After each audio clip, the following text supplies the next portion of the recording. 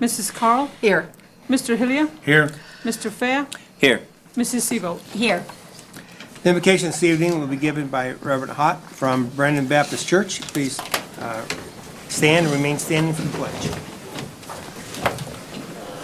Father, in the name of Jesus, we thank you for the gathering here in this place this evening in this city, and we ask your blessings upon the mayor, the council, and all in attendance, that you would bless them as they make decisions concerning this city and the community, and we ask that you would bless them in their hearing, their discerning, and their decision-making. We ask that, Father, you would bless this community as we live, work, go to school, and live and be neighbors with one another in this community. Bless this evening decisions that are made. And, Father, thank you for the privilege of being a part of this in our community. In Jesus' name, amen. Amen. I pledge allegiance to the flag of the United States of America and to the republic for which it stands, one nation, under God, indivisible, with liberty and justice for all. Thank you, Pastor. Council, in your packet, you had the minutes from the legislative session of October 27th. Any additions or corrections? If not, is there a motion for approval? So move. I'll second it. Been moved in second. Acceptance of the minutes. All in favor, say aye. Aye. All opposed, nay. They are approved. We received petitions and communications. In your packet were the Beckett zoning public hearing minutes and also the Hayden Wilkes proclamation. And later in just a few minutes, we'll have that proclamation be read. Council member, any committee reports? I see no liquor control licenses this evening. No, sir. So we'll move on to proclamations. Mr. Francis. Thank you, Mr. President. As soon as the mayor signs it, Okay. we will read It'll it. be official. It was making its way around. It is official.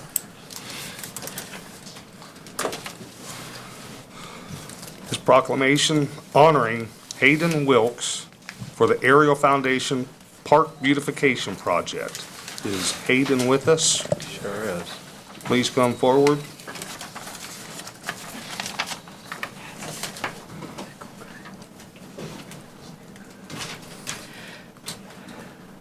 Hayden, whereas the city of Mount Vernon and the Foundation Park Conservancy are developing the Ariel Foundation Park into a 250-acre green space, and whereas Hayden Wilkes, a member of Boy Scout Troop 328, determined that Ariel Foundation Park would be an appropriate location for his Eagle Scout project, and whereas Hayden worked with the city park superintendent Scott Zimmerman to locate an area to implement his project, and whereas Hayden constructed a trail and planted wildflowers which will provide beautification and activities for all who visit the park.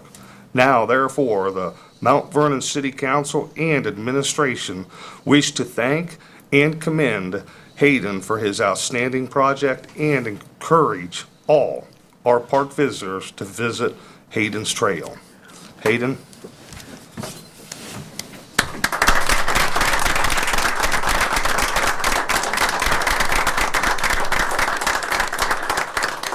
Mr. Zimmerman, is there anything you would like to stand up and say about Hayden? Maybe Hayden wants to say something. You need me to come forward or just here? Okay. Please. We want to embarrass Hayden as much as possible.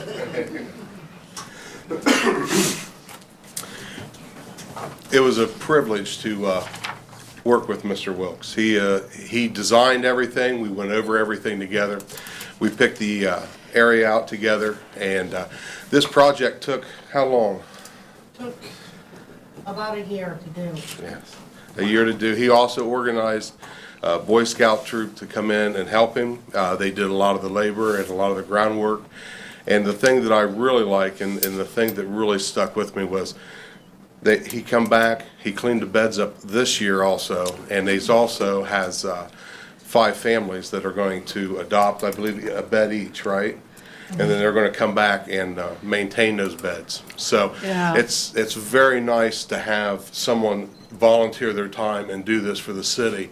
But it's very nice when they come back and continue to invest in it and work at it. And that's why I talked to the mayor about this. I really appreciate you all doing this for him because he's very, very deserving.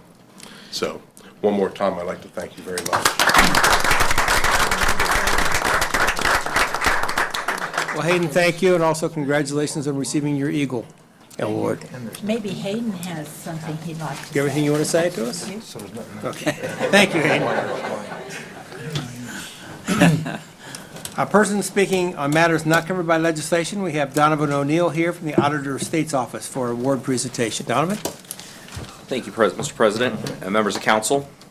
My name is Donovan O'Neill. I am the Central Ohio Regional Liaison for State Auditor Dave Yost's office. For those of you in the audience here today, I'll explain very briefly, what our office does and the service it provides to the folks in the state of Ohio. The State Auditor's Office is one of 5 independently elected statewide offices here in the state of Ohio. Our primary mission is to go out and make sure that all 5,800 different government entities that are funded through taxpayer dollars, that's your schools, your cities, your townships, cemetery districts, counties, and state governments, are all using those tax dollars in the way that they are intended to be used through compliance testing as well as testing of financial statements.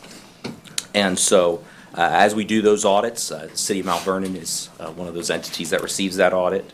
And with that, and on behalf of Auditor of State Dave Yost, I would like to present the Auditor of State Award with Distinction to Terry Scott, Mount Vernon City Auditor. This award is given only to those entities that file timely financial reports with the Auditor of State in accordance with GAAP, as well as receive a clean audit report.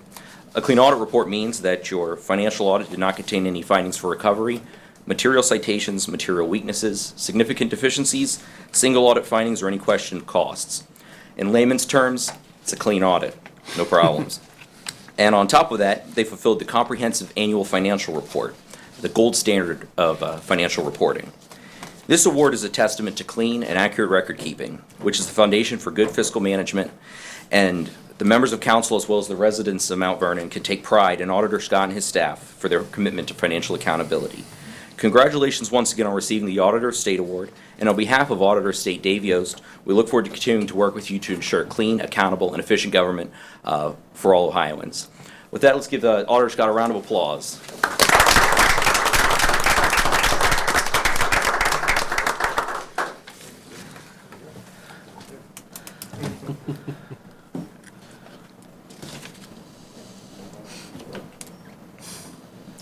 Thank you for that. Helped prove that I was here. And for those of you folks who are wondering, is this something the auditor's office goes around and does, anybody who asks? No. Actually, less than 10% of those 5,800 government entities that I mentioned receive any type of recognition from our office.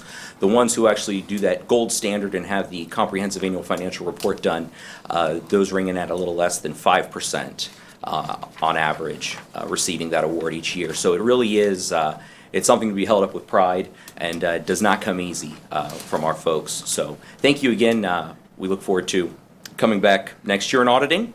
And with that, thank you all again for the time. And how many does this make for Terry? Ooh, that's a good question, Councilman Terry Bale. knows. I bet he knows. Terry knows. How many?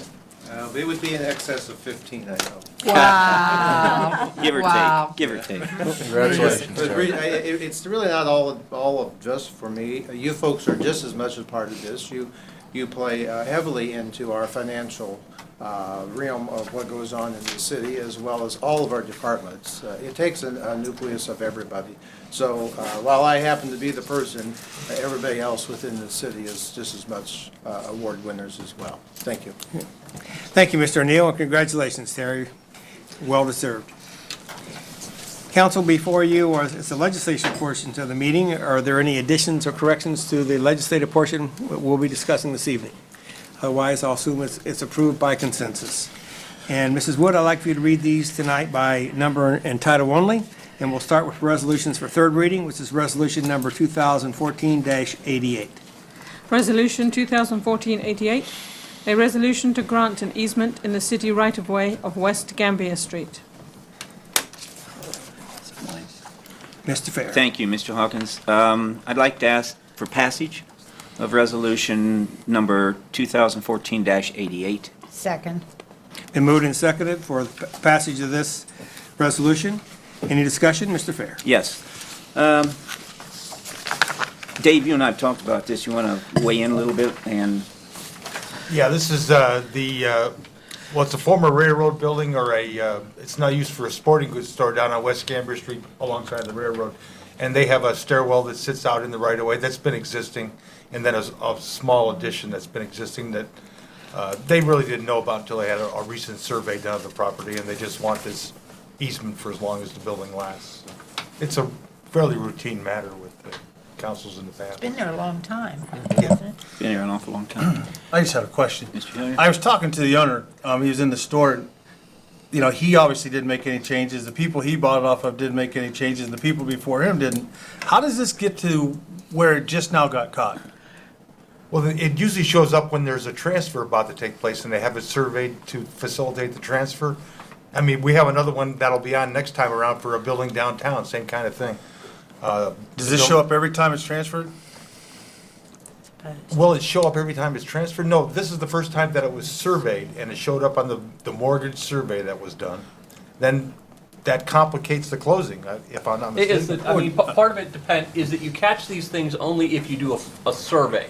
And so that depends on what the mortgage lender and the other people require you to do to transfer the property. That was his question, I mean, how it finally, so it wasn't surveyed every time, that's what it was. Well, also is that now to do the additions, you would need certain documentation regarding the building licenses and things. And so you would have to, the permits and things like that, and we would catch it now. But this was probably built long in it before any of that was required. You're gonna start to see these come up downtown a lot, because the majority of the buildings downtown are either in an alley or in the right of way. But they haven't been surveyed over the years. Any other discussion? Mrs. Wood?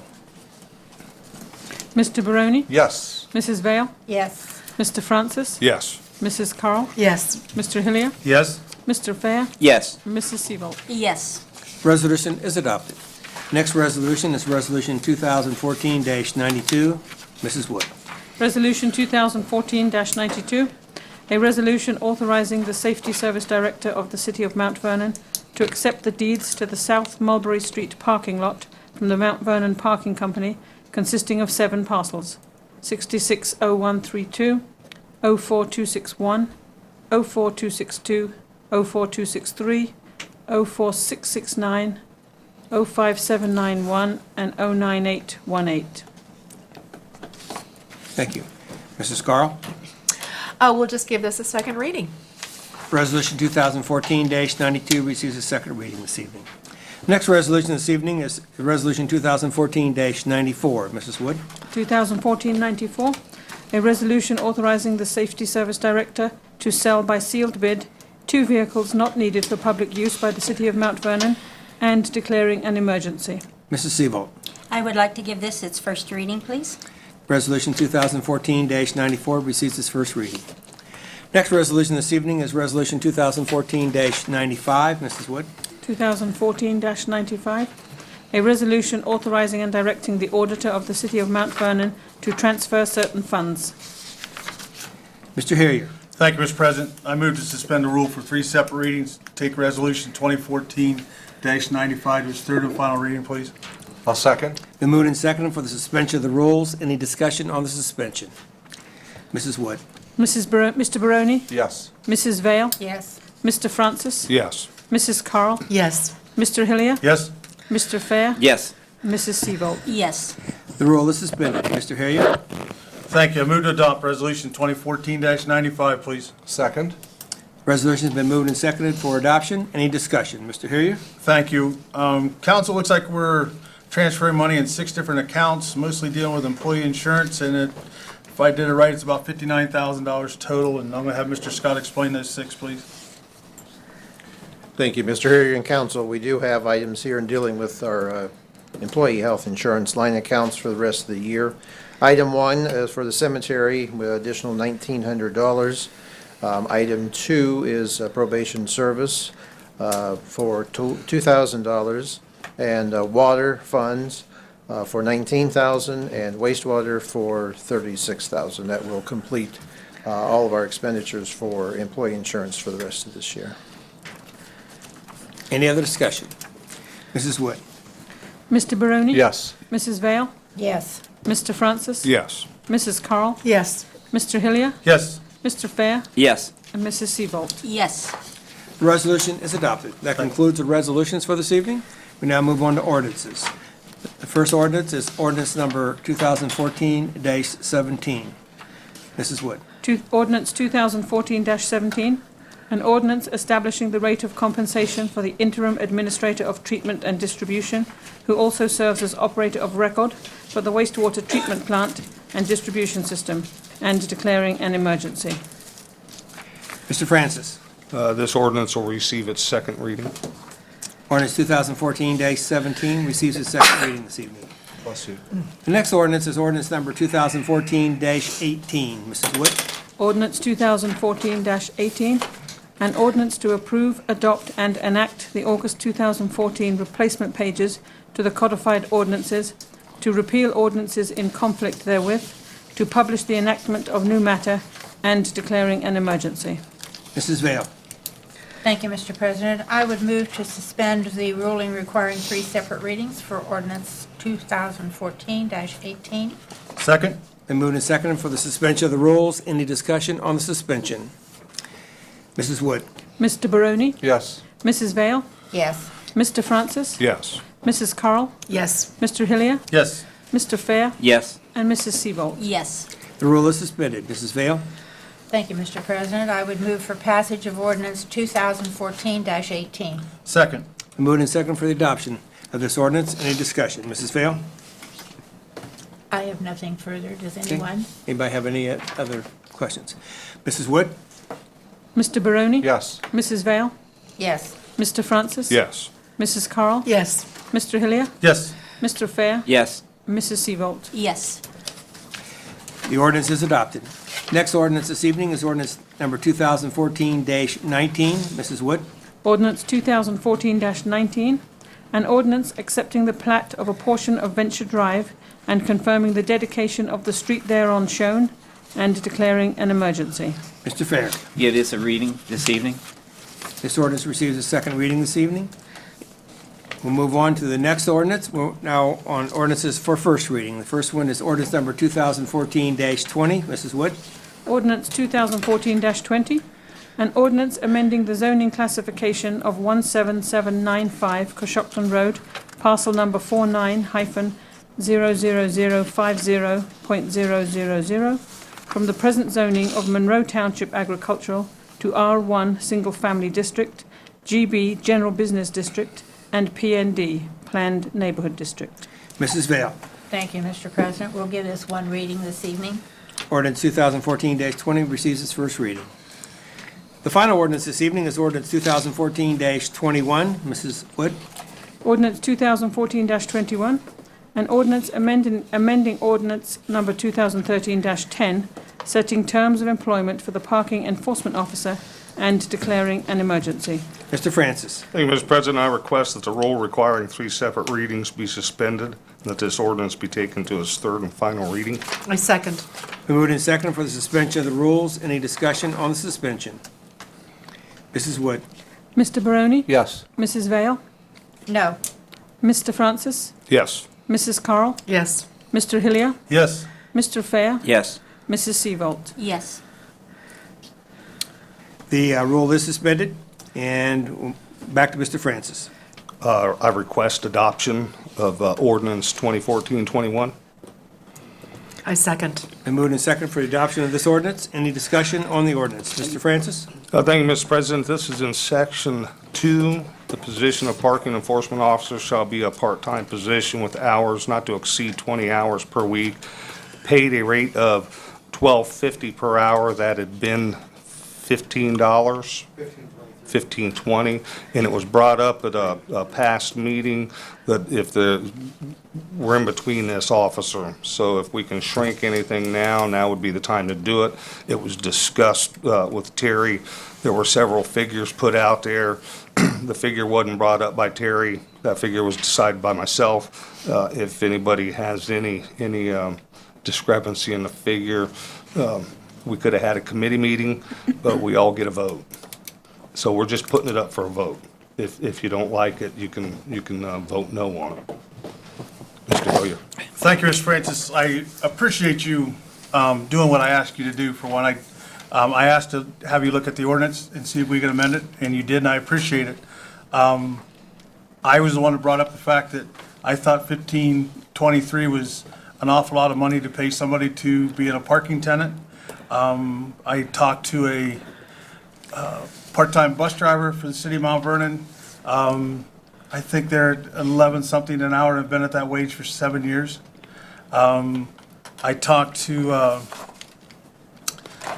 somebody from the Gambier Fire Department, I believe it was the head of the Gambier Fire Department, and they're saying they're looking to hire a part-time fireman, $8.50 to $10.50 an hour depending on their card for a part-time fireman.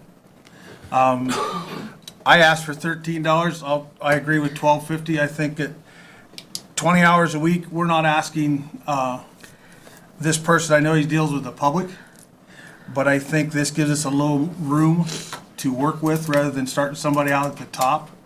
We continue to pay people what the person in front of them made, and then turn around and say we don't have money for something. So I appreciate what you did here, and I support it. Thank you. If I may, seems to me that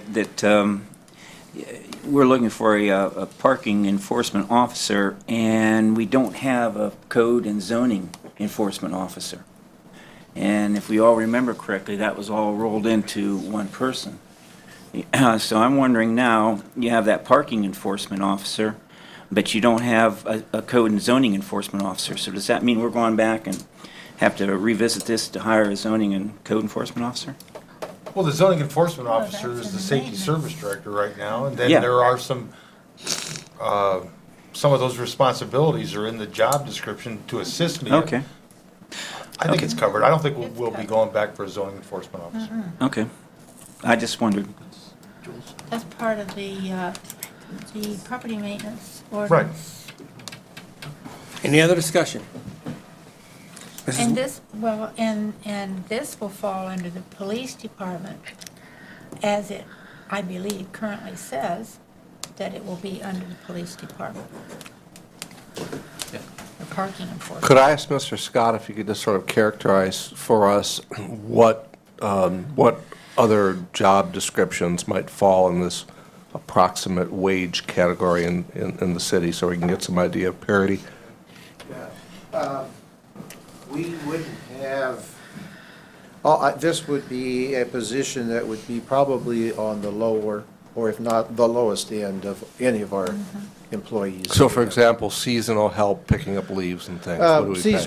Seasonal would, most of those people are just about 10 cents, 15 cents over minimum wage. So we're talking about $8 and some cents there. So outside of seasonal, if you're talking about Okay. regular staff people that we have like on a full-time basis, this would be below any of our regular employees. Do we have any other part-time employees right now in the city? We only have one that belongs in the wastewater treatment plant is where they work at, and they would be above this number, yes. But is that a skilled position? Yes. Okay, It's a so lab it's, technician. Yeah, it's assistant lab technician, okay. yeah.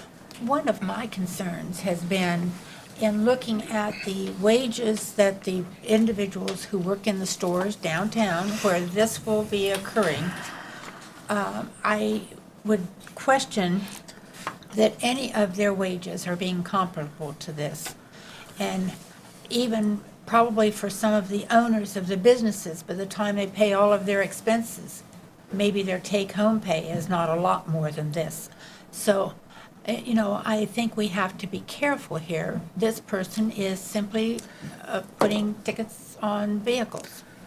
That is part of, I mean, that is the responsibility of the individual, but the interaction is more complicated than that. It becomes quite enduring in some cases. Again, this person will be doing this, for 12 months during the year, so inclement weathers is a part of the process as well. So all of those types of things involved, clearly I don't have a decision in what dollar figure you choose, but to let you know that the job does entail some significant interaction Now, with the public. employee of the parking company, I understand, does not have to work during inclement weather. He in chooses not very to, bad Nancy. weather. He chooses not to. So, yeah, I mean, he calls, I think it gets below 20 degrees, I think he calls and says, I'm not coming in today. Which Doesn't have to he has work. flexible hours as well, just like this position does. So Mm-hmm. I'm sure this position he'd have the flexibility too. Michael, That's been my concern, is that there are many persons who are working in the downtown area who are making minimum wage. If I could, John. To reiterate, on when you talk about wages, we have people that work for the Parks Department in the summer riding mowers, $7.95 an hour, 40 hours a week. Part-time or substitute school teacher makes how much? Oh, about $10 an hour. $10 an hour in an interaction with a bunch of calm, cool, and quiet kids, right? Yeah. And everything's planned out and goes smoothly. I think we're looking at, when you talk about taxpayers' dollars, part-time jobs, That's right. $15 an hour, I mean, I think it's out there quite a ways. I mean, when you look at a school teacher and what they have to do in a day, making $10 an hour as a substitute, those are also taxpayer dollars. Well, the $12.50 is still more than even a school bus driver. A school bus driver has a lot of I asked- responsibility. I moved to the middle. and we don't have to pay any benefits at all on this other than statutory taxes, right? That's correct. And this employee's hours are not going, they're not going to be able to set their own hours. The hours are going to be set for this employee. They're not going to get to call off whenever they don't want to show up. Is the police chief or his designee will set their hours.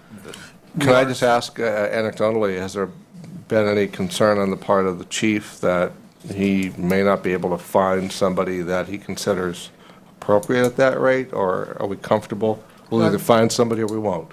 No, I think we'll be all right. I think We there had are a lot of significant people- amount of applications last week, Last time. somewhere in the 70s or 80s. And 70, we are a little concerned that, because this takes us, it's kind of a special person to be out there and deal with the public every day. And, it's not easy to hand a person a ticket and have both of them still smiling when they're done.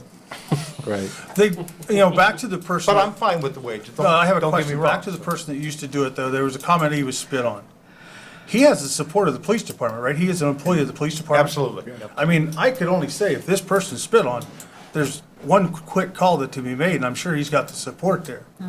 I mean, he is representing the police department. I'm sorry, he or she, they. And I would hope that I certainly covered it. there would be some logical thought on the part of this person insofar as ticketing someone who's opening his car door to get into the vehicle, for heaven's sakes. And I just can't fathom the idea that there are going to be that many cases in which there is going to be confrontation. If I could, Mrs. Veal, I will say this, and I bet Mr. Glass will support this. I went downtown where this individual was still employed, and I asked different people how it was working. The majority of the problems were people that worked downtown. A large number of the complaints was from people that work downtown. And it was, am I not mistaken? That's been a perpetual problem for the last several decades. It's not the shopper. It's the people that'll park in front of the next guy's store. Which leads us to something that we really should have addressed long ago, and I think we should have a committee meeting on, along with the Heritage Center people, to determine how do we analyze and do something about the parking situation for employees in the downtown area. Well, it's pretty easy, really. Outside of Gay and Mulberry Street, it's free parking. Most people, that's where they park. I mean, you're looking at, if you park on Gambler Street, the other side of Mulberry, and you work on Main, you walk 1 block. You almost walk that far to get a 12-pack of pop at Walmart if you park in the first row. I think Heritage Center needs to do an analysis. Mrs. Wood, where'd you go? We lost our clerk. Car. Walked out. Move her car. Oops. Mr. Braun? Any further discussion? No, we're ready for you. Mr. Barone? Yes. Mrs. Vale? Yes. Mr. Francis? Yes. Mrs. Carl? Yes. Mr. Hillier? Yes. Oh, thank Mr. Fair? No. Mrs. Seavolt. Yes. I would like to change my vote to a no as well, please. What? I don't think you can do that. I don't either. I think I can, according to what I've read. What do you read? Mr. Braun, after you once voted, can you change your vote? It has not been said that it's passed. I'm unclear what you're saying, Mrs. Vale. You want to change your vote on the resolution or on the On the suspension? I already said no on the suspension. So you voted yes, and now you want to vote no? I'm going to make it a no. Okay.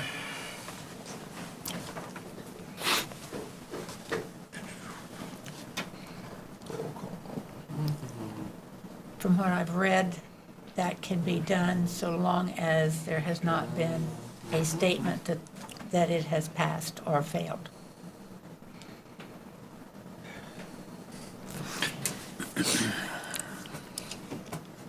That's right.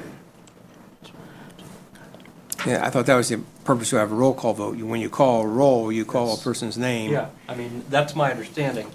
And I don't have the exact section in front of me, but the vote has been cast, and that's my understanding. And a roll call, All so. right, so- then just leave it. so It's six- just a matter of, Okay, passes by, it yes. passes by forget 6-1. it. That's all right.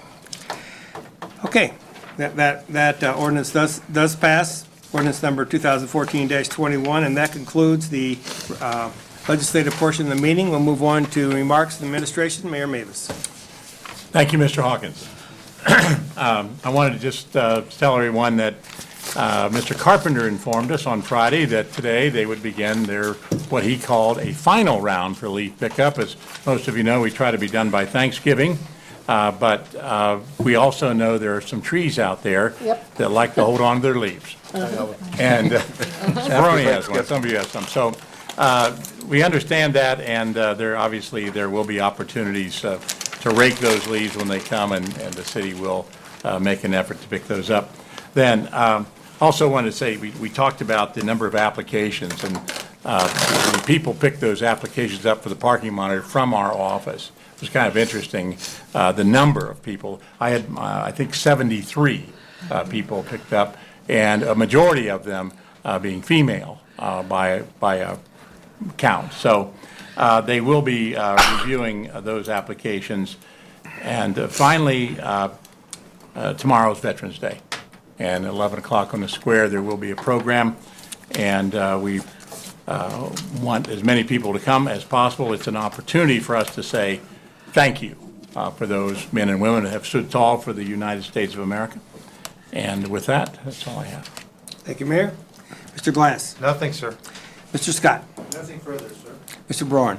I want to also extend my congratulations to Haddon Wilkes. Haddon is a member of my son's Boy Scout troop, Troop 328, and the amount of work that he did in planning and organizing was an example to everyone in the troop. Thank you. Mr. Browning. Thank you, Mr. President. Just a question. I know our parks officially close, November 15th, is that right?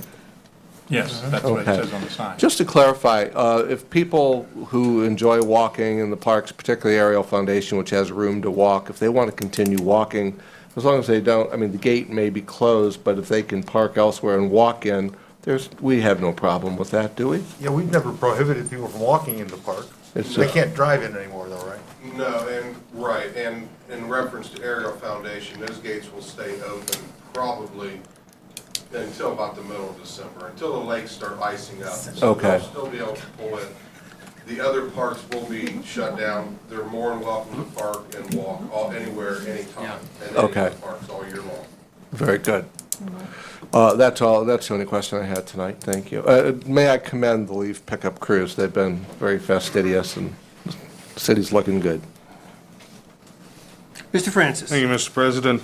First, thank you, Mr. Zimmerman, for requesting Hayden Wilkes for a proclamation, and just another thanks to him. I'm sure he's not watching us, but just clarifying that we recognize the work that he's done, and I didn't get the chance to tell him that congratulations for the highest award in Scouts, which is the Eagle Scout.